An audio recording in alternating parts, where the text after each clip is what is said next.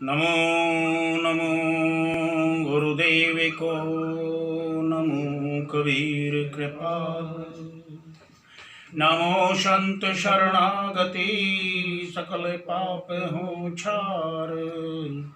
सतगुरु साहिब संत सभी दंडवते प्रणाम।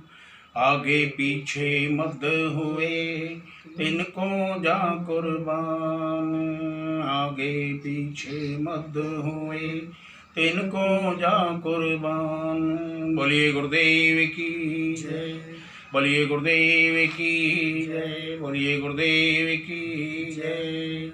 साहिब बंदगी साहिब, साहिब बंदगी साहिब, साहिब बंदगी साहिब। गुरु प्यारी साध संगत, कल के सत्संग में कबीर साहिब का शब्द जो कर नैनो दीदार महल में प्यारा है, उस पर सत्संग चल रहा था। उसका कल तीसरा दिन था। आज चौथे दिन यानी चौथा हमारा ये सत्संग चल रहा है, चौथा भाग। कल बताया था कबीर साहिब की वाणी के अनुसार कि हरिहर ब्रह्मा चौर ढुराई, जहाँ श्रृंग नाम उच्चारा है, तापर कुंज कमल है भाई, बग भौरा दोई रूप लखाई, निज मन करत तहाँ ठकुराई, सो नैनन पिछवाड़ा है। तो कल कबीर साहिब के शब्द की यहाँ तक ये चली थी, फिर समझाया था कि भाई ये जो कबीर साहिब का मार्ग है, ये हठ योग की तरह नहीं कि धोती नेती और बस्ती की जाए। ये बड़ा सीधा और सरल है, इसे हर कोई कर सकता है। बच्चा है, जवान है, बूढ़ा है, स्त्री है, पुरुष है, गोरा है, काला है, किसी भी देश का, किसी भी भाषा का जानकार हो, ये सबके लिए है। क्यों? क्योंकि ये कुदरती सिद्धांत है, कुदरती नेचुरल ये प्रक्रिया है। और जो नेचुरल है, जो कुदरती है, वो सबके लिए होती है, किसी एक के लिए नहीं। तो इसके आगे आज हम सत्संग में चलते हैं। तो आगे कबीर साहिब फरमाते हैं कि कौलन भेद किया निर्वारा, ये सब रचना पिंड बंजारा। कल बताया था कि दोनों आंखों के यहां बीच में दो दल का कमल है और यहां तक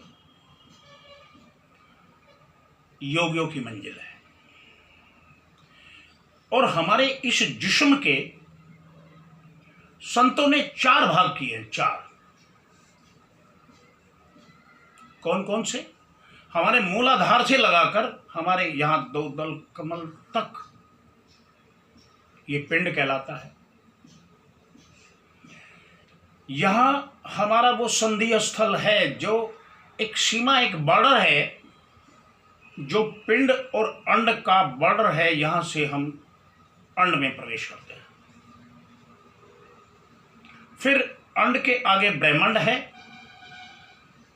और ब्रह्मांड के आगे सचखंड है या सतलोक है। तो जो अंड है, अंड की सीमा कहां तक है कि वो हमारे तीसरी मंजिल तक है।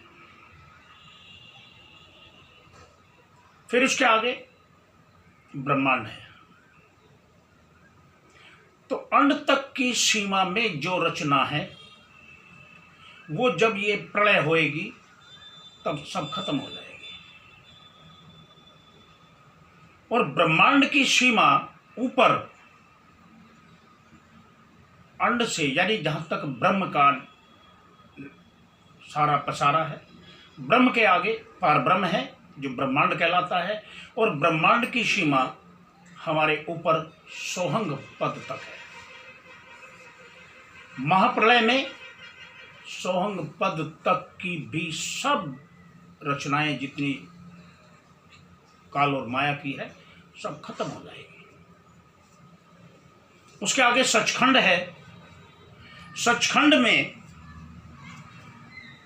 न प्रलय में न महाप्रलय में कुछ नहीं बिगड़ता उसका। वो सच का खंड है, वो सच्चा लोक है, वो सत्यलोक है, वो अविनाशी है, विनाशकारी नहीं है। तो संतों ने हमारे इस बॉडी के 4 भाग किए। अब जो इस संसार में भक्ति करते हैं और देवी देवताओं की, ब्रह्मा विष्णु महेश की, आदिशक्ति महामाया की, तो मुक्ति तो उनको भी मिलती है। ऐसा नहीं है कि मुक्ति नहीं मिलती, लेकिन वो मुक्ति अस्थाई नहीं है। वो मुक्ति कैसी है? अस्थाई है। ऐसी भी नहीं है कि वो 10, 20, 50, 100 साल या 1000 साल की है। नहीं, वो लाखों साल तक कायम हुआ रहते हैं। देवी देवता जो हमारे ये हैं, ये बहुत लंबी आयु लिए रहते हैं और ये अरबों साल तक ब्रह्म में निवास करते हैं। ब्रह्म में निवास करने वाले की अस्थाई मुक्ति नहीं है। मुक्ति तो है लेकिन अस्थाई नहीं है, परमानेंट मुक्ति नहीं है। तो कबीर साहब कहते हैं कि ऐसे जीव जो आदि शक्ति महामाया और निरंजन की भक्ति करते हैं, वो महाप्रलय होने तक वहां ठहरते हैं और महाप्रलय के बाद जैसे ही दोबारा से फिर सृष्टि की रचना होती है, वो फिर वहां से मृत्यु लोक में आकर के चारों खानियों में डिवाइड हो जाते हैं, बट जाते हैं और चारों खानियों में जीवों की उत्पत्ति का कार्य फिर से हो जाता है। क्योंकि गुरु नानक साहिब अपनी वाणी में लिखते हैं, शब्द ही धरती शब्द ही आकाश, शब्द ही शब्द भया प्रकाश, सगली सृष्टि शब्द के पाछे, नानक शब्द घटो घटाक्षे। शब्दे ही उत्पत्ति होवे। कबीर साहब कहते हैं सार शब्द से लोक बनाया। ये जितनी भी रचना है सब सार शब्द से बनाई उन्होंने। वो सार शब्द जो हमारे इस मन और इंद्री घाट पर नहीं है। कबीर साहब ने कहा संत सब शब्दे शब्द बखाना, शब्द फांस फांसे सब कोई शब्द नहीं पहचाना। अरे उस सार शब्द को जानना है, उस सार को, मूल को, गोज को जानना है जिसकी बदौलत ये कुल कायनात इजहार में आई, प्रकट हुई। उस सार शब्द से ही हमारी मुक्ति भी होगी।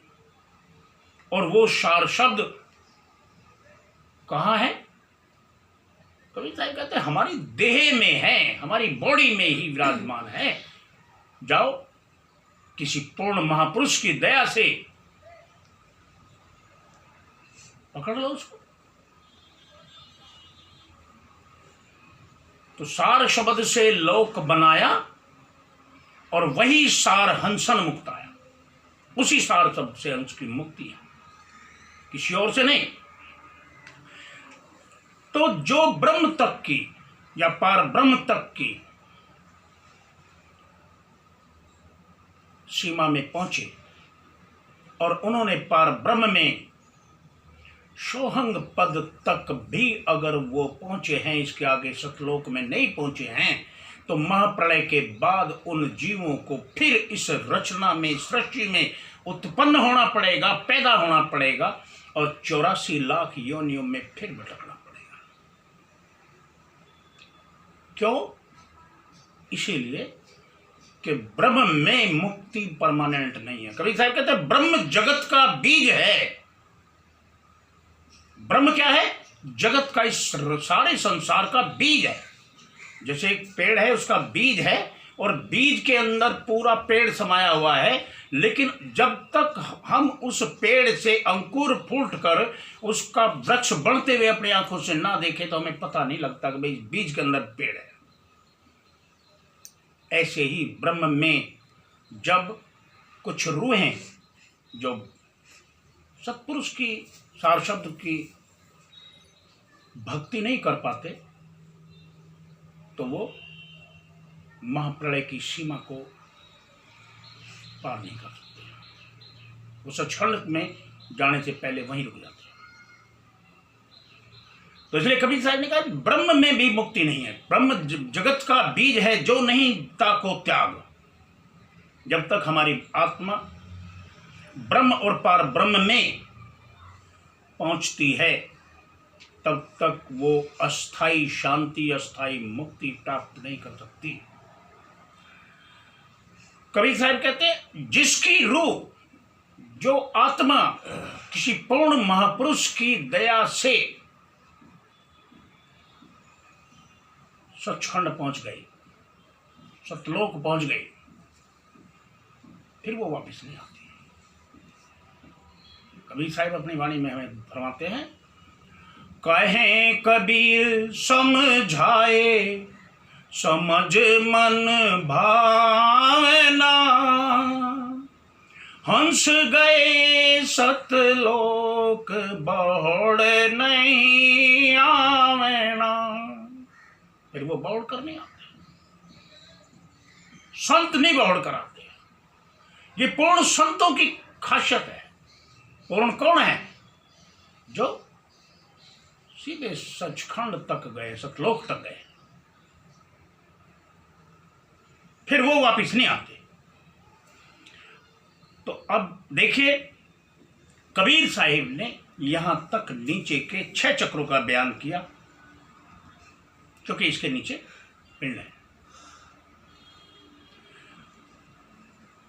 अब जिसे संत मत कहते हैं या गुरु मत कहते हैं, उसका बयान अब कबीर साहब अपने इस शब्द में आगे करेंगे। अभी तक किसका बयान किया था? योगियों का बयान किया था। यहां तक योग गति है, संतों की अब शुरुआत है। गुरु मत ये है कि जो 6 चक्र से ऊपर, जो 6 चक्रों से अपना डेरा उठा ले और ऊपर से प्रस्थान करे, ये गुरु मत है, ये संत मत है। तो कबीर साहब कहते हैं कि अब मैं शुरुआत करता हूं गुरुमत की और संत मत की, जिसकी शुरुआत हमारे पिंड के किसी भी क्षेत्र से नहीं होनी है। कहां से होनी है? अंड की शुरुआत, अंड से शुरुआत। अभी मैंने पहले सत्संग में बताया था कि कबीर साहिब के 3 मूल सिद्धांत हैं। एक है सत्संग, पहला, दूसरा है सतगुरु और तीसरा है नाम। सबसे पहले हमें सत्संग की जरूरत है। हमें सत्संग में समझ आता है कि सतगुरु क्या है, नाम किसे कहते हैं, हमारी मुक्ति कैसे हो सकती है, कैसे नहीं हो सकती है। कबीर साहिब ने इस जगह से 6 कवलों से ऊपर ले जाकर के जो शुरुआत कर रहे हैं वो यहीं से कर रहे हैं। कह रहे हैं, क्या बता रहे हैं? सत्संग कर सतगुरु सिर धारो। पहला पॉइंट, सत्संग करो, सतगुरु को सिर पर धारण करो, सत्य नाम उच्चारा है, फिर सच्चे नाम का उच्चारण करो। तो यहां से संत मत की, गुरु मत की, अंड से हमारे शुरुआत है। कबीर साहिब के सिद्धांत की शुरुआत है, किसी और की नहीं।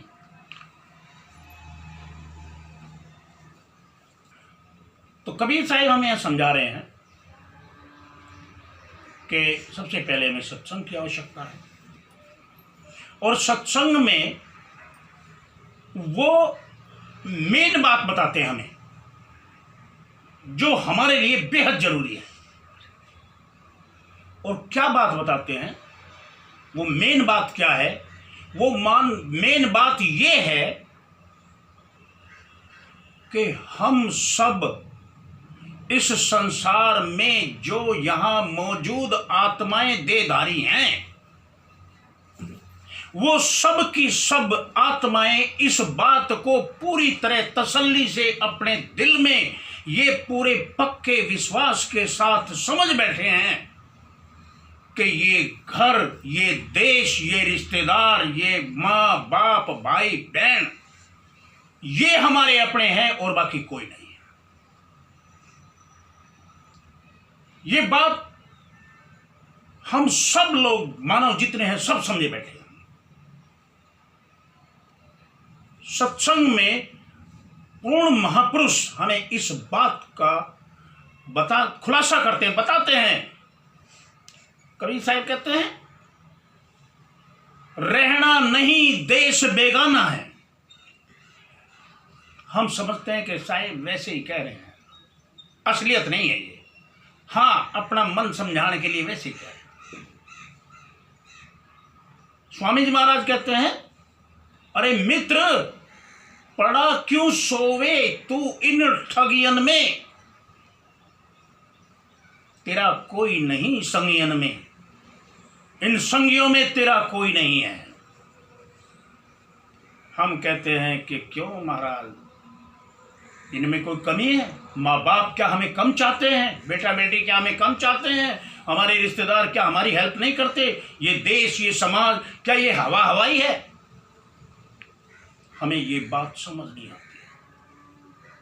वो समझाते हैं, बार बार समझाते हैं, बार बार समझाते हैं, एक के बाद एक। अगर किसी की समझ में आई भी, धर्मदास जैसे महापुरुष की समझ में आई, तो उन्होंने पूछा, चलो मैं मान लेता हूं ये मेरा देश नहीं, फिर मेरा देश कौन सा है, मैं कहां रहूं? तो कबीर साहब कहते हैं, हो तुम हंसा सत्यलोक के, पड़े काल बस आई हो, मन स्वरूपी देव निरंजन तुम्हें राख भरमाई। तुम्हारे अंतर में मन बैठा है, वो तुम्हें ज्ञानेंद्रियों के जरिए इस संसार की रंग रैलियों में खुशियां मना रहा है, और ये समझा रहा है कि ये मिले नहीं तो कुछ जीना नहीं है, ये मिले नहीं तो कुछ जीना नहीं है। सारा संसार रात दिन इनके पीछे भाग रहा है, विषयों के पीछे भाग रहा है, कहीं शब्द के पीछे, कहीं स्पर्श के पीछे, कहीं रूप के पीछे, कहीं रस के पीछे, कहीं गंध के पीछे। महापुरुष कहते हैं, बच, इनसे बच, कुछ नहीं मिलेगा। तुलसी साहिब हाथरस वाले अपनी जबान में, अपने बयान में, अपने शब्द में हमें समझा रहे हैं, चश्मे दिल से देख यहां जो जो तमाशे हो रहे, और दिल सिता क्या क्या है तेरे दिल सताने के लिए।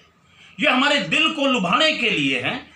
ये हमारे दिल को, जैसे बच्चे के सामने खिलौना दे दे और वो खिलौने को देख के बड़ा खुश होता है, तो हम भी, ये कहीं बीवी, कहीं बच्चे, कहीं माँ बाप, भाई बहन, रिश्तेदार, देश, समाज, ये इनमें हम झूम रहे हैं, खेल रहे हैं। और बच्चे की एक खासियत है, आप उससे को खिलौना लेना चाहो वो नहीं देगा। उसे कितना समझाओ नहीं देगा, धमकाओगे रोने लगेगा, थप्पड़ मारोगे रोने लगेगा, खिलौना नहीं देगा। यही हाल हमारे इस मानव समाज का है। इन्हें भक्ति मार्ग पे लगाओ, नहीं लगेंगे। यानी क्या है, कुछ रस तो आ नहीं रहा, सारा रस तो दुनिया में है। तो संतों ने एक बहुत बड़ी एक एग्जाम्पल पेश किया। उन्होंने कहा, बच्चे से जैसे हमें खिलौना लेना है तो क्या करें, बच्चे को पहले खिलौने से ज्यादा बढ़िया दूसरा पकड़ा दो, वो पहले वाले को फेंक देगा। ऐसे ही पूर्ण महापुरुष हमें इस संसार की सुंदर से सुंदर चीजों के मुकाबले, मीठी से मीठी राग और रागणी के मुकाबले अंतर में साहिब के जो रूहानी मंडल हैं उनके नजारों की सैर कराने लगते हैं। वो उनकी सैर कराते हैं जो उनके कहने में चलेंगे तो। और जब हम वो देखते हैं फिर ये सब अपने आप छूटने लगता है, अपने आप को कहने की जरूरत नहीं। लेकिन माफ करना, हमें ऐसे महापुरुष नहीं मिलते जो हमारे शरीर रूपी मैल में अंदर ले जा करके उन नजारों को दिखा दे, उन रूहानी मंडलों से हमारा अटैचमेंट करा दे। खाली कहने से चल रहा है और कहने से कोई नहीं छोड़ता। तुम बच्चे को कितना कहो खिलौना दे दे, नहीं देगा। तुम पहले से बढ़िया दे दो, वो अपना आप छोड़ देगा। इसलिए कबीर साहब ने कहा, गूंगा हुआ, बहरा हुआ और पैरों से पंगुल भया जब सतगुरु लागा कान। ये मन जो पहले इधर से नहीं जा रहा था घूम के वापिस, जब सतगुरु ने इसको अंतर में हो रहे वे सुरीली से सुरीली, मीठी से मीठी जो आवाज है परमात्मा की, वो जब सुनाई और अंदर एक से एक रंग महल दिखाए, एक से एक सुंदर वहां महल और वहां के जो हंस हैं उनका जब दीदार किया तो फिर ये फीके पड़ने लगे। अब ये मन नहीं मानता। और ये कब होगा? ये तब होगा जब हमारी रूह इस पिंड को छोड़कर आसमानों की सैर करेगी। आसमानों की सैर नहीं की, पिंड को नहीं छोड़ा, नहीं छूटेगा। ये काल का, माया का पिंजरा भी नहीं छूटेगा और ये जो रंग तमाशे हो रहे ये भी नहीं छूटेंगे। इसलिए पूर्ण सतगुरु चाहिए। कबीर साहब यहां बड़ा खुलासा इसलिए कर रहे हो, कह रहे हैं कि तुम जब ये सारी चीजें अंतर में देखोगे तो तुम सब चीज अपने आप छोड़ दोगे, इसके पहले नहीं छोड़ो। अब इसके छोड़ने का क्या तरीका है, क्या जरिया है, वो भी शब्द में हमें समझा रहे हैं। क्या कह रहे हैं? आंख कान मुख बंद कराओ। सबसे पहले तुम अपनी आंखें बंद कर लो, फिर कान बंद कर लो, मुंह बंद कर लो, क्योंकि हमारे इस दुनिया में ये कर्म क्षेत्र है और कर्मों का जो बीज है वो हमारे इस संसार में 83% कर्म हम आंखों से करते हैं, 14% कर्म हम कान और जबान के जरिए करते हैं, बाकी 3% कर्म बाकी इंद्रियों के जरिए करते हैं। आंखों से आंखें बंद की, दुनिया से कट गए, दुनिया को देखना बंद कर दिया। कान बंद करे, दुनिया की आवाजें सुननी बंद कर दी। जुबान बंद करी तो जो देखा जो सुना उसको बोलना बंद कर दिया। तो कबीर साहब कहते हैं ये जरिया है भाई। आंख कान मुख बंद कराओ, अनहद झिंगा शब्द सुनाओ। बहुत ही बारीक एक साउंड आ रही है, उसे कैच करो। अरे भाई उसे कैच करो, तुम खाली आंख कान मुंह बंद करने से कुछ नहीं। कैच करो, अंदर में बैठ के अपने चैनल लगाओ, चैनल सेट करो। पहले दुनिया के विचारों को हटाओ, खाली हो जाओ। शून्य होने से कुछ नहीं होगा। शून्य में भी तुमने कोई चीज तलाश करनी है, शून्य में जाकर तुमने कोई चीज तलाश करनी है। जैसे कोई घने जंगल में रात्रि के अंधकार में फंस जाए, वहां सन्नाटा है, कुछ नहीं है, तो वो क्या करता है, वहां से जंगल से निकलने के लिए पहले ऐसे करेगा, कान लगाएगा कि कहीं से कोई आवाज आ रही हो। उससे पहले क्या करेगा, ऐसे उचक के देखेगा कोई लाइट दिखाई दे रही हो। लाइट नहीं है तो फिर कोई आवाज आ रही हो, जिधर से आवाज आती हुई सुनाई देगी वो उस दिशा का रुख कर लेगा। और जब उस दिशा का रुख कर लेगा तो उस आवाज को पकड़ कर चलता रहेगा और वहां पहुंच जाएगा जहां से वो आवाज आ रही है। कबीर साहब कितना सुंदर शब्दों में कितना बड़ा खुलासा कर रहे हैं। आंख कान मुख बंद कराओ, अनहद झिंगा शब्द सुनाओ। बहुत बारीक मालिक की एक आवाज बहुत दूर से हमें बुलाने के लिए आ रही है। और क्या कहते हैं साहिब, दोनों तिल एक तार मिलाओ। ये इनका भेद है। दोनों तिल एक तार मिलाओ। हमारी दोनों आंखों के अंदर जो तिल है उसको इस तीसरे तिल पे टिका लो, तब देखो गुलजारा है। फिर देखो तुम गुलजार कैसे नहीं होता, फिर देखो कैसे नहीं बात बढ़ती। अब जो लोग ये कहते हैं कि संत मत नीचे की इंद्रियों से चलता है, वो गलत कह रहे हैं। उन्हें समझ ही नहीं आई आज तक, क्योंकि ये तो हमारा तीसरे तिल से शुरुआत है संतों। तो शायर कहते हैं कि जब हम सतगुरु के द्वारा बताए गए इस अभ्यास को करेंगे,